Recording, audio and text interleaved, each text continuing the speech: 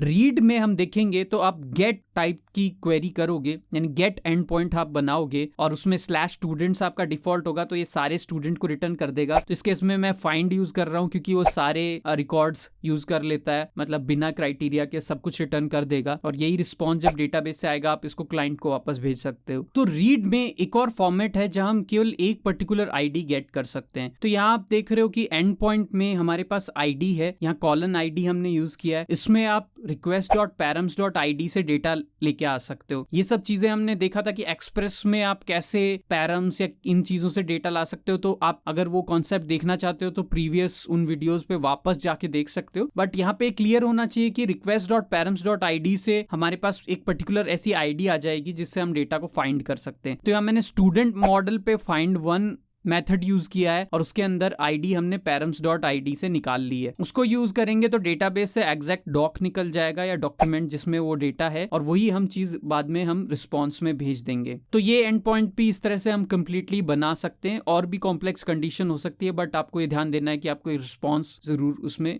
बाद में भेजना है।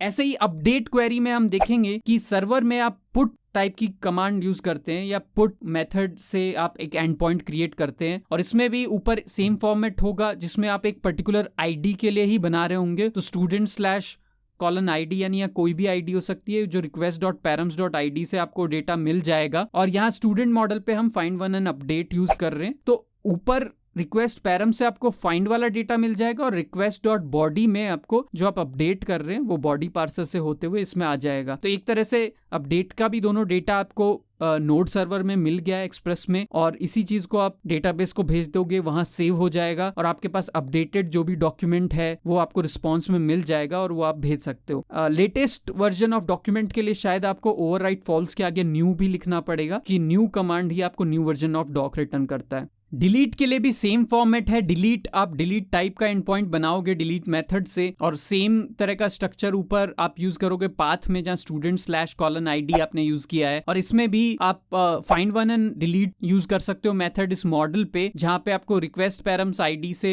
आईडी मिल जाएगी जो आपने फ्रंट एंड से किस तरह से भेजी होगी, और उसके हिसाब से ये चीज डेटाबेस में डिलीट क्वेरी रन करेगा। और डेटा जब डिलीट हो जाएगा तो आपके पास रिस्पॉन्स डॉक्यूमेंट जो भी डिलीटेड डॉक्यूमेंट है वो आपके पास आ जाएगा, जो आप तो फ्रंट एंड पे भेज सकते हो।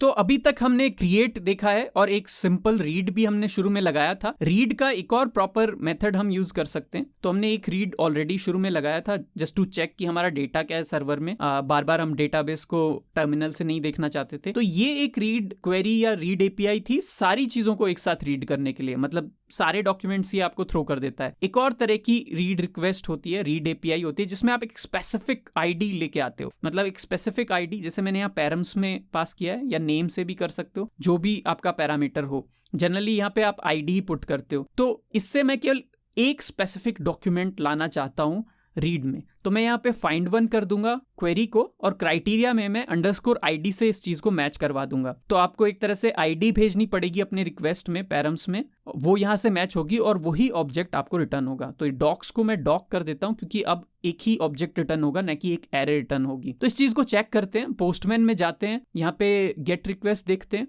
तो गेट रिक्वेस्ट यहाँ हमने पहले से कर रखी थी। तो इसमें अगर आप देखते हो तो बहुत सारा डेटा आता है। इसमें से एक आईडी हम कॉपी कर लेते हैं। इस पर्टिकुलर जो भी ये एक्स ऑब्जेक्ट है इसकी आईडी हमने कॉपी कर ली है, और यहाँ पे हम स्लैश के बाद इस आईडी को पेस्ट कर देते हैं। तो अब ये एक तरह से उसको कॉल करेगा जो आपने बनाया है। तो यहाँ आप देखोगे एक ऑब्जेक्ट है और वही एक्स ऑब्जेक्ट आपको रिटर्न हो रहा है। तो ये एपीआई भी हमारी प्रॉपरली वर्क कर रही है फाइंड वन में। तो आप देख सकते हो कि कैसे ये डॉक्स है और ये डॉक है, और यहाँ पे केवल एक ही ऑब्जेक्ट रिटर्न हो रहा है। फाइंड के केस में यहाँ पे एरे रिटर्न होता था। तो जहाँ पे ये आप देख रहे हो ये एक कंप्लीट एरे है जिसमें 4 डॉक्स हैं। यहाँ पे ये एरे स्ट्रक्चर है। तो आपको ध्यान देना होगा, कई जगह एरे रिटर्न हो सकती है जहां आप फाइंड टाइप का लिख रहे हो और फाइंड वन लिख रहे हो तो एक ऑब्जेक्ट रिटर्न हो सकता है। तो वो रिसीव करते वक्त उसके डेटा टाइप का आपको ध्यान रखना है। तो नेक्स्ट अब हम अपडेट एपीआई लिखेंगे। तो अपडेट एपीआई में हम mongoose का जो find one and update method है उसको यूज करेंगे। तो इसका स्ट्रक्चर आप देखोगे पाथ का काफी सिमिलर होता है। एक ही आईडी को आपको चूज करना है। तो मैं ये पार्ट कॉपी करता हूँ, फिर मैंने को पुट रिक्वेस्ट लिखनी है। तो पुट सबसे प्राइमरी चेंज है, आप पुट टाइप की रिक्वेस्ट करते हो अपडेट के लिए। दूसरा, आप जो पाथ है उस पाथ को पैरामीटराइज देते हो और एक ही पर्टिकुलर चीज को अपडेट करना चाहोगे तो कॉलन आईडी इस तरह से आप पुट रिक्वेस्ट लिखोगे। नेक्स्ट हम स्टूडेंट मॉडल पे फाइंड वन एंड अपडेट ये मेथड यूज करेंगे। इसमें 2 पैरामीटर्स होंगे, 2 आर्ग्यूमेंट्स होंगे इस फंक्शन के अंदर जो प्राइमरी हैं। फर्स्ट किसको अपडेट करना है तो यहाँ पे आप आईडी दे सकते हो जो बेसिकली आपको पैरामीटर्स में मिलेगी। तो request.params.id से जो मिल रहा है उसको अंडरस्कोर आईडी से मैच कर लो। सेकेंड चीज है कि आप क्या अपडेट करना चाहते हो, कौन से फील्ड अपडेट करना चाहते हो। तो यहाँ पे मैं जैसे पहले कर चुका हूँ $set में आप लिखोगे और उसके अंदर ऑब्जेक्ट दोगे जो आप चेंज करना चाहते हो। वैसे $set देना अभी जरूरी नहीं है, लेटेस्ट मोंगूज में वो बाय डिफॉल्ट नहीं भी दोगे तो ओवरराइट नहीं होगा। आप जैसे एज को अपडेट करना चाहते हो तो एज में आप request.body से कुछ एज जो हम बाद में देंगे ये लेके आते हो। तो $set में इन्हें पुट किया है। आप $set हटा भी सकते हो क्योंकि लेटेस्ट वर्जन में $set लगाना रिक्वायर्ड नहीं है, सीधे ही आप एज वाला पार्ट दे सकते हो। तीसरी चीज है कॉल बैक जिसमें आप एरर और डॉक रिटर्न करते हो। तो जो अपडेटेड डॉक्यूमेंट होगा वो शायद इसमें रिटर्न हो जाएगा। तो मैं एक स्टैंडर्ड लाइन लिखता हूँ एरर की और उसके बाद में एल्स में लिख देता हूँ कि हम रिस्पॉन्स में वो डॉक रिटर्न करेंगे। तो यहाँ पे आप कुछ एरर हमने किया है, यहाँ पे आपको एरो फंक्शन लिखना था क्योंकि कॉल बैक फंक्शन है। फिर एल्स में हम रिस्पॉन्स रिटर्न कर देंगे। तो रिस्पॉन्स में मैं response.json वो डॉक रिटर्न कर देता हूँ। तो अब इस पूरी चीज को हम टेस्ट करते हैं। तो हम यहाँ पे एक पुट रिक्वेस्ट सबसे पहले सेलेक्ट करेंगे। तो यहाँ गेट की जगह आपको पुट रिक्वेस्ट सेलेक्ट करना है। उसके बाद आपका यूआरएल आप पहले जैसा यूआरएल यूज कर सकते हो और स्टूडेंट्स के आगे आपको एक आईडी देनी होगी। तो पहले हमने एक आईडी यूज की थी, हम सेम आईडी यूज कर लेते हैं। अब आपको 2 चीज ध्यान देनी है, एक तो आईडी आपने पुट कर दी है, दूसरा आपको बॉडी में एज भी भेजना है जो आपको अपडेट करना था। तो सबसे पहले आप जेसन फॉर्मेट यूज करोगे क्योंकि हमने जेसन का बॉडी पार्सल लगा रखा है तो प्रॉपर इसको यूज करना। अब एज में मैं जो भी हम नई एज पुट करना चाहते हैं, जैसे मैं 35 पुट कर देता हूं तो प्रॉपर जेसन लिखना है और फिर ये आप सेंड कर सकते हो। तो ये आपका पुट एपीआई को कॉल कर देगा। तो आपको ध्यान देना है, सबसे पहले हम गेट से चेक करते हैं कि उस पर्टिकुलर यूजर का नाम क्या है, वो X है और उसकी एज 22 है। तो अब हम देख सकते हैं कि उसमें अपडेट होगा तो हम पता लगा पाएंगे। तो अब एज 35 हमने किया तो यहाँ रिटर्न में आपको देखोगे एज 22 ही आ रहा है, 35 नहीं आ रहा है। ये हम बाद में देखेंगे, बट पहले हम गेट से देखते हैं कि उस यूजर का क्या हुआ। तो आप देखोगे तो वो 35 हो चुका है, पर क्यों रिस्पॉन्स में अपडेट के 22 ही आया था। उसका एक रीजन है कि बाय डिफॉल्ट अपडेट आपको पुराना डॉक्यूमेंट देता है और यहाँ थर्ड आर्ग्यूमेंट में जब आप न्यू ट्रू लिखते हो तो वो आपको न्यूएस्ट वर्जन ऑफ डॉक्यूमेंट देता है। तो ऐसा क्यों है ये उनकी डॉक्यूमेंटेशन में आप देख सकते हो, बट न्यू ऑब्जेक्ट के लिए आपको ऐसा देना पड़ेगा। तो एक और बार ट्राई करते हैं। अब मैं पुट रिक्वेस्ट करूंगा और यहाँ पे मैं एज में 40 पुट कर देता हूँ, सेंड करता हूँ। तो अभी रिस्पॉन्स में मेरे को अपडेटेड डॉक ही मिल रहा है और आप जाके गेट करके भी देखोगे तो एक्चुअल में भी वो चेंज हो गया होगा।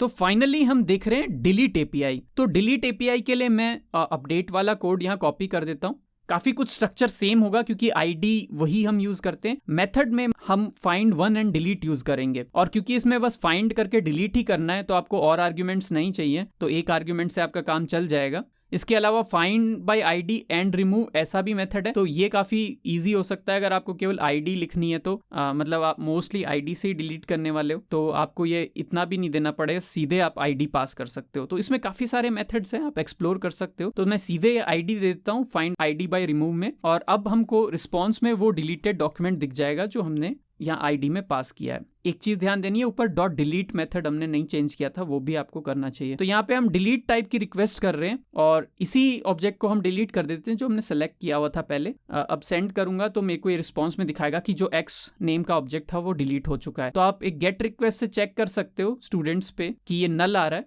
आपने स्पेसिफिक उसी आईडी को किया तो नल आएगा क्योंकि वो आईडी अब एग्जिस्ट ही नहीं कर सकती। तो इस चैनल पे हम देखते हैं इंटरेस्टिंग कोड कॉन्सेप्ट्स और उनके एग्जाम्पल कोड्स। अगर आप और ऐसे वीडियो देखना चाहते हैं तो सब्सक्राइब कीजिए